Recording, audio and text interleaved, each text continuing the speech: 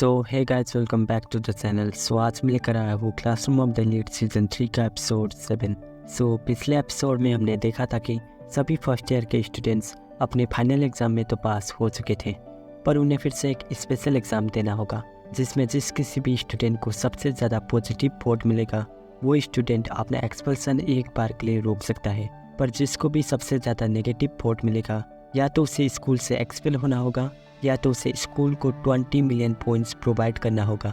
और इशिनोजे अपने क्लासमेट्स को बचाना चाहती थी, इसलिए वो नागमो से कुछ पॉइंट्स मांगने जाती है और नागमो उसे पॉइंट्स देने के लिए तो मान जाता है, पर उसके बदले में इशिनोजे को उसके साथ डेट करना होगा। सो अब इस एपिसोड में हम देखते हैं कि क्लास सी में सभी लोग इस एग्ज़ाम की वजह से बहुत ही टेंशन में होते हैं, इसलिए वो सभी एक दूसरे को वोट करके बचना चाहते थे।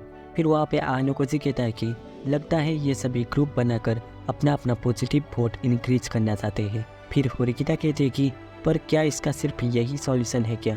फिर आनोकोजी कहता है कि तुमने तो कहा था कि तुम किसी को एक्सपेल करोगी, पर अब लगता नहीं है कि तुम अभी तक अपने डिसीजन के लिए रेडी हो, पर फिर भी अब तुम क्या करोगी? फिर होरिकिता कहती है कि मैं अपने क्लास के लिए ज़्यादा कुछ नहीं कर पाई हूँ, शायद इसलिए क्योंकि मैं एक लीडर बनने के लायक नहीं हूँ। फिर होरिकिता अपने बड़े भाई मनाबो को याद करके सोचती है कि बड़े भैया अब मैं इसका सामना कैसे करूं?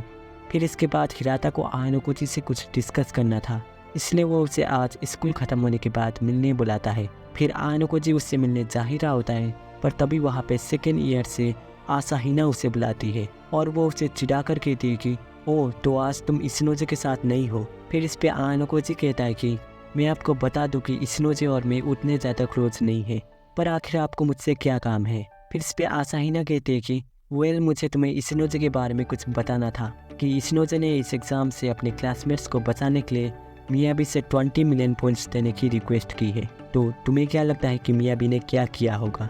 फिर इस पर आनोकोजी कहता है कि शायद नागुमो सेनपाई ने इसके लिए कुछ कठोर शर्त रखा होगा। फिर आसाहिना कहती है कि उसने इशिनोजे को अपने साथ रिलेशन में आने के लिए कहा है।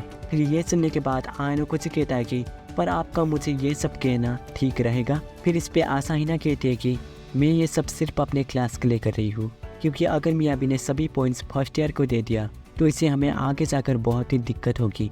फिर आनोकोजी कहता है कि पर आपने मुझसे ही हेल्प क्यों मांगा? फिर आसाहिना इस पे कहती है कि क्योंकि मुझे लगा कि शायद तुम इसमें कुछ कर पाओ, इसलिए सो मुझे जो कहना था वो मैंने कह दिया, अब तुम्हें जो करना है वो करो। और ये कहकर वो चली जाती है। फिर इसके बाद आनोकोजी हिराता से मिलने जाता है और वहाँ पे हिराता कहता है कि चलो मेरे रूम के अंदर जाके बात करते हैं। फिर वो दोनों उसके रूम में जा रहे होते हैं और तभी लिफ्ट में उन्हें कोइंजी मिल जाता है और वहाँ पे कोइंजी कहता है कि वाह क्या कोइंसिडेंस है। हिराता और आनोकोजी हाँ वेल तुम दोनों के लिए बेस्ट यही होगा कि तुम लोग अपनी पूरी चतुराई दिखाकर इस एग्ज़ाम को क्लियर करो। फिर हिराता कहता है कि तुम शायद कभी भी नहीं बदलोगे कोइंजी। फिर कोइंजी कहता है कि इस एग्ज़ाम में आखिर ऐसा है ही क्या जो मुझे बदल सके, और जब तक तुम अपने दोस्तों के जख्म भरते रहोगे तब तक मैं तुम पे भरोसा कर रहा हूँ कि तुम इस क्लास के कचरों को बाहर निकालोगे। और ये सुनने के बाद हिराता गुस्से में दीवार पे मुक्का मारता है। फिर वो दोनों उसके रूम में जाते हैं और वहाँ पे वो लोग अपने फर्स्ट ईयर के बारे में बात करने लगते हैं कि कैसे इतनी जल्दी उनका 1 साल निकल चुका है। फिर हिराता कहता है कि पता नहीं कैसे, पर हम सभी इस साल के आखिर तक एक साथ हो चुके थे, पर तभी ये एग्ज़ाम आ गई जिसकी वजह से सब कुछ बिगड़ गया। मैं चाहे जितनी भी बार सोच लूँ मुझे इसका कोई भी सॉल्यूशन नहीं मिल रहा। क्या हम सच में सभी स्टूडेंट्स को नहीं बचा सकते क्या? तुम्हें इसमें क्या लगता है आनोकोजी? फिर आनोकोजी कहता है कि सॉरी पर मुझे भी इसमें कुछ भी नहीं पता और 20 मिलियन पॉइंट्स को प्रोवाइड करना भी पॉसिबल नहीं है। ये सुनकर हिराता कहता है कि तुम शायद सही कह रहे हो, पर तुम्हें क्या लगता है कि हमें किसे एक्सपेल करना चाहिए? फिर आनोकोजी कहता है कि मुझे नहीं पता और जो भी एक्सपेल होगा हमें उसे चुपचाप एक्सेप्ट करना होगा, इसलिए तुम इसके लिए फालतू में ही ज़्यादा चिंता कर रहे हो। फिर इस पे हिराता कहता है कि शायद तुम्हें ये उतना ईजी लग रहा है, पर कारीजावा के साथ वो इंसिडेंट होने के बाद मुझे लगता है कि फिर से कुछ बुरा ना हो जाए। फिर इसके बाद रात के टाइम आनोकोजी इशिनोजे को अपने रूम में बुलाता है और वहाँ पे आनोकोजी उससे पूछता है कि तो आखिर तुम इस एग्ज़ाम के अंदर क्या करोगे, क्योंकि मुझे पता चला है कि तुमने इस एग्ज़ाम के लिए नागुमो सेनपाई से हेल्प मांगी है। फिर इस पे इशिनोजे कहते हैं कि वेल मैं कुछ समझी नहीं। फिर आनोकोजी कहता है कि चाहे तुम्हारे क्लास के पास कितना भी ज़्यादा पॉइंट्स हो, पर मुझे पता है कि तुम लोगों के पास 20 मिलियन पॉइंट्स जितना ज़्यादा तो होगा ही नहीं, और इसलिए तुमने इसके लिए किसी थर्ड पार्टी से या फिर केलो नागमो सेंपाई से ही हेल्प मांगी है। फिर ये सुनने के बाद इशिनोजी कहते हैं कि मैं समझ गई, तुम्हें ये सब आसाहिना सेंपाई ने बताया है ना? तो फिर उन्होंने तुम्हें इसके कंडीशन के बारे में भी बताया होगा। फिर आयनोगुची कहता है कि आखिर तुम्हें और कितने ज़्यादा पॉइंट्स चाहिए? फिर इस पे इशिनोजी कहते हैं कि लगभग 4 मिलियन पॉइंट्स। फिर आयनोगुची कहता है कि अगर मैं सच कहूँ तो इस डील को यकीन करना थोड़ा मुश्किल है। फिर इशिनोजी कहते हैं कि हाँ, मुझे भी यही लगता है और शायद मैं नागमो सेंपाई के साथ डेट करने के भी लायक नहीं हूँ, पर मेरे पास इसके अलावा और कोई चॉइस नहीं है। पर इस पे आयनोगुची ज़्यादा रिएक्ट नहीं करता है, इसलिए इशिनोजी कहते हैं कि तुम मुझे ये सब करने से नहीं रोकोगे क्या? फिर आयनोगुची कहता है कि वो उसकी कोई ज़रूरत नहीं है, पर मुझे ये समझ में नहीं आ रहा है कि तुम सिर्फ एक स्टूडेंट को बचाने के लिए इतना सब कुछ क्यों कर रही हो। फिर इशिनोजी कहते हैं कि क्या तुम्हें मेरी चिंता हो रही है क्या? और अगर सच कहूँ तो तुम्हारे साथ बात करके मुझे थोड़ा अच्छा फील हो रहा है और शायद इसीलिए अब मैं अपने डिसीजन को और भी ज़्यादा सोच के लूँगी और ये सब तुम्हारी वजह से ही हो पाया है।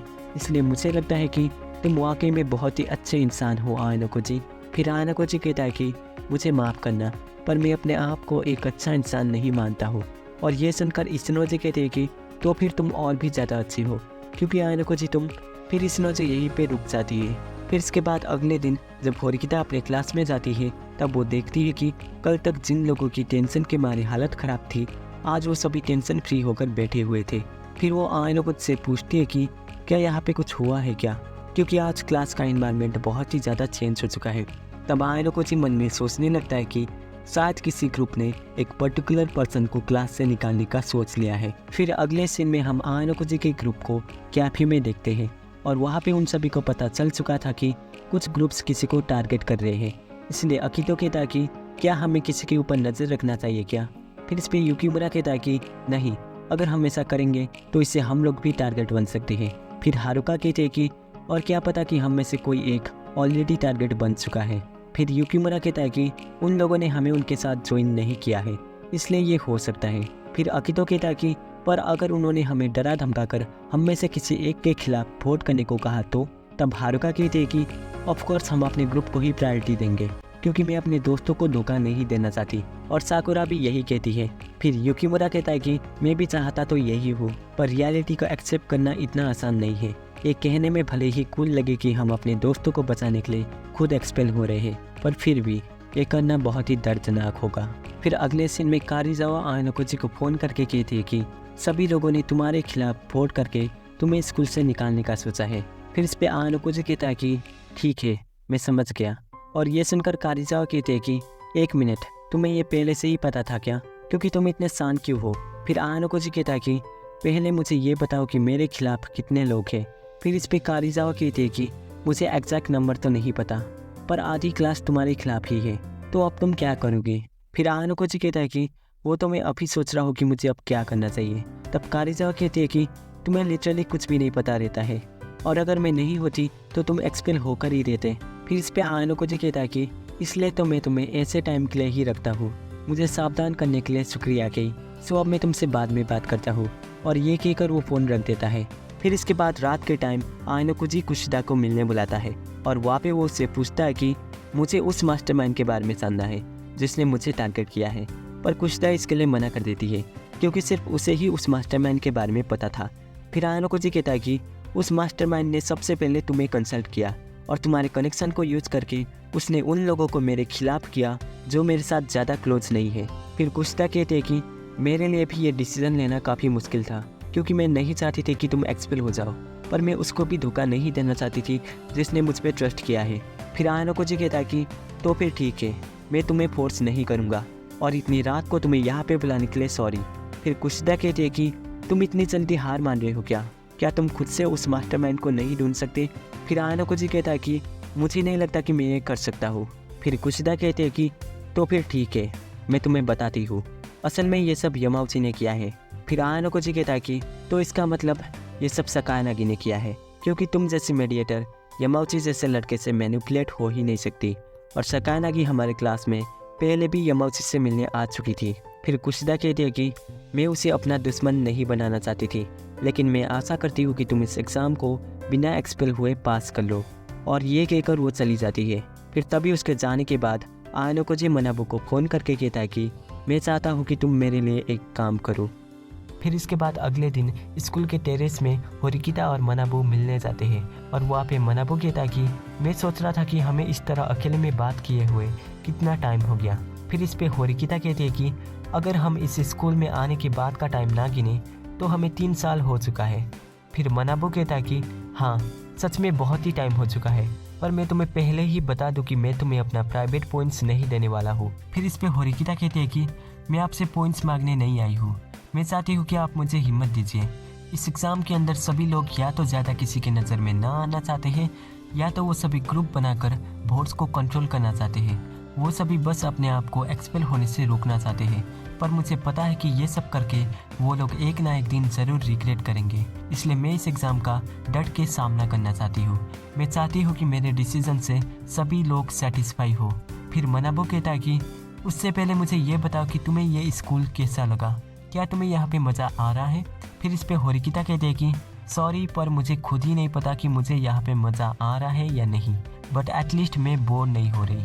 ये सुनने के बाद मनाबू कहता है कि मैं समझ गया, अब तुमने फाइनली अपने एक वीकनेस को डिफीट कर लिया है। पहले तुम्हें ज़्यादातर फ़र्क नहीं पड़ता था कि तुम्हारे आसपास क्या हो रहा है, पर अब तुमने अपने लिमिट को और भी ज़्यादा इंक्रीज किया है और अब तुम्हें बोर होकर रहना नहीं पड़ रहा है। फिर ये सब सुनने के बाद होरिकिता कहती है कि पता नहीं क्यों, पर मुझे ऐसा लग रहा है कि आज आप यूजुअली जैसे बिहेव करते थे वैसे नहीं कर रहे हैं। फिर मनाबू कहता है कि तुम्हें आखिर क्या लगता है कि मैं कौन हूँ? तुम मुझे सिर्फ मेरी पॉपुलैरिटी और मेरे ग्रेड्स के बेस में वैल्यू करती हो। फिर होरिकिता कहते हैं कि वो इसलिए क्योंकि मैंने हमेशा आपको मेरा एक गोल माना है। फिर मनाबू कहता है कि तो फिर तुम्हें आयनोकुची के बारे में क्या लगता है? फिर इस पे होरिकिता कहती है कि वो बस मेरा एक क्लासमेट है जिसे मैं पसंद नहीं करती हूँ, पर मैं उसके जितने लेवल पे पहुँचना चाहूँगी और उसके बाद मैं उससे भी आगे निकलना चाहती हूँ। फिर इस पे मनाबू कहता है कि अनफॉर्चुनेटली तुम उसके जितने लेवल पे नहीं पहुँच सकती और तुम्हें ये करने की कोई ज़रूरत भी नहीं है। तुम अपने आप से ही ग्रो करो, वही तुम्हारे लिए बेस्ट है। फिर ये कहने के बाद वो होरिकिता के पास जाने लगता है, पर होरिकिता ये देखकर डर जाती है। फिर मनाबू कहता है कि हम दोनों के बीच की दूरी को ख़त्म करने के लिए तुम्हें आगे बढ़ना ही होगा। सो अब मुझे बताओ कि तुम अपने क्लास के लिए क्या करने वाली हो। फिर होरिकिता उसे सब कुछ बता देती है। फिर इसके बाद अगले सीन में क्लास सी में मिस चाबाशिरा कहती है कि कल तुम सबका एग्ज़ाम है, इसलिए ज़्यादा मत सो जाना। सो अब ये क्लास यहीं पे ख़त्म हो जाती है। फिर वहाँ पे आयनोकुजी मन में सोचने लगता है कि यामाउची का प्लान उतना भी बुरा नहीं था, पर अभी सकानागी उसे अपने हाथों में नचा रही है, जिसके कारण उसने मुझे अपना टारगेट बना लिया है। सो चलो होरिकिता, अब जल्दी से अपनी चाल चलो। फिर तभी होरिकिता खड़े होकर कहती है कि मुझे तुम सबके साथ कल के एग्ज़ाम के बारे में कुछ बात करना है। फिर यामाउची कहता है कि पर वो किस लिए? अभी इसके बाद मुझे ईके के साथ बाहर भी जाना है। फिर होरिकिता कहती है कि और तुम इतने बिंदास क्यों दिख रहे हो, जबकि तुम्हें पता है कि कल कोई ना कोई एक्सपेल हो रहा है। फिर इस पे यामाउची कहता है कि वो इसलिए क्योंकि मैंने अपना मन बदल दिया है। फिर होरिकिता कहती है कि ये तो अच्छी बात है, पर अभी मैं जो कहने वाली हूँ उसमें तुम सभी को ये सुनना ही होगा, नहीं तो इसका कोई मतलब नहीं है। पिछले कुछ दिनों से मैं सोच रही थी कि इस क्लास में कौन एक्सपेल होगा और कौन रहेगा, और आज मैं इसके लिए पूरी तरीके से तैयार हूँ। मुझे शुरू से ही इस एग्ज़ाम के ऊपर डाउट हो रहा था। इस एग्ज़ाम में हमें क्लास के लिए एक प्रॉपर डिस्कशन करने के लिए कोई जगह भी नहीं दिया गया है। सब लोग सिर्फ ग्रुप बनाकर वोट को कंट्रोल कर रहे हैं, जिसके कारण जो एक्सीलेंट स्टूडेंट है जिसे स्कूल में रहना चाहिए वो भी एक्सपेल हो सकते हैं। इसलिए हम इसे एक एग्ज़ाम भी नहीं कह सकते हैं। फिर ये सब सुनने के बाद कोएंजी कहता है कि मुझे ये समझ में नहीं आ रहा है कि तुम्हें आज क्या हुआ है, क्योंकि तुम आज एक अलग इंसान की तरह बात कर रही हो। तो बताओ आखिर तुम क्या करने वाली हो? फिर होरिकिता कहने लगती है कि वैसे तो हमें इसके लिए पहले ही डिस्कस करना चाहिए था, पर यह करना बहुत ही मुश्किल था। तो अब मैं बताने जा रही हूँ कि तुम में से कौन एक्सपेल होने के लायक है। फिर तभी हिराता कहता है कि नहीं होरिकिता, ये मत करो, नहीं तो यहाँ पे कोई भी कुछ भी कर सकता है। फिर सूडो कहता है कि तुम्हें एटलीस्ट उसकी बात तो सुन लेनी चाहिए। फिर कोएंजी भी सूडो की बात पे एग्री करता है। फिर होरिकिता कहती है कि इस एग्ज़ाम के लिए मैंने जिसे एक्सपेल होने के लिए चुना है वो और कोई नहीं, हारुकी यामाउची, वो तुम हो। सो ये एपिसोड यहीं पे ख़त्म हो जाता है, और अब इसके आगे क्या होगा ये तो हम अगले एपिसोड में ही जानेंगे, जिसे आप बीच में क्लिक करके देख सकते हैं। सो अब मैं आपको वहीं पे मिलूँगा।